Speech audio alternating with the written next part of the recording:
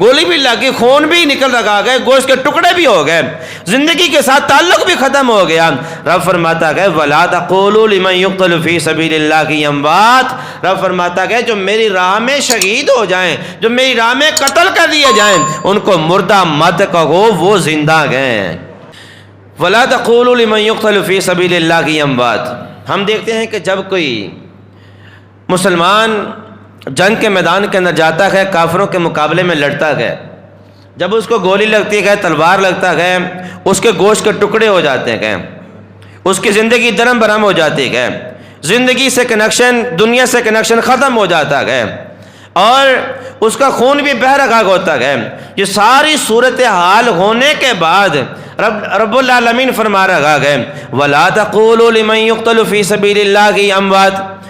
کہ جو میری راہ میں قتل کر دیا جائے، شہید ہو جائے، اس کو مردہ مت کہو، وہ زندہ گئے۔ یہ سارا معاملہ ہو گیا، سب کچھ ہو گیا، گولی بھی لگی، خون بھی نکل رکھا گئے، گوشت کے ٹکڑے بھی ہو گئے، زندگی کے ساتھ تعلق بھی ختم ہو گیا۔ رب فرماتا ہے وَلَا تَقُولُوا لِمَنْ يُقْتَلُ فِي سَبِيلِ اللَّهِ أَمْوَاتٌ۔ رب فرماتا ہے جو میری راہ میں شہید ہو جائیں، جو میری راہ میں قتل کر دیے جائیں، ان کو مردہ مت کہو، وہ زندہ گئے،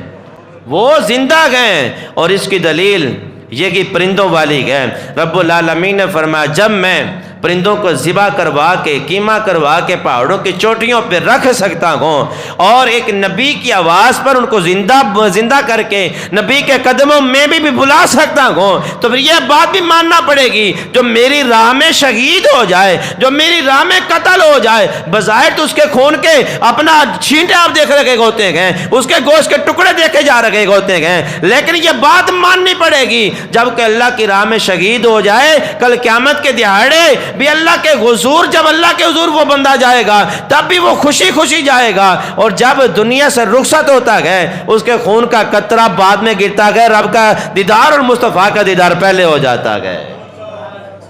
یہ زندگی کی علامت ہے۔ رب فرماتا ہے تم اس کی زندگی کا شعور نہیں رکھ سکتے جو زندگی میں شہید کو عطا فرماتا ہوں، جو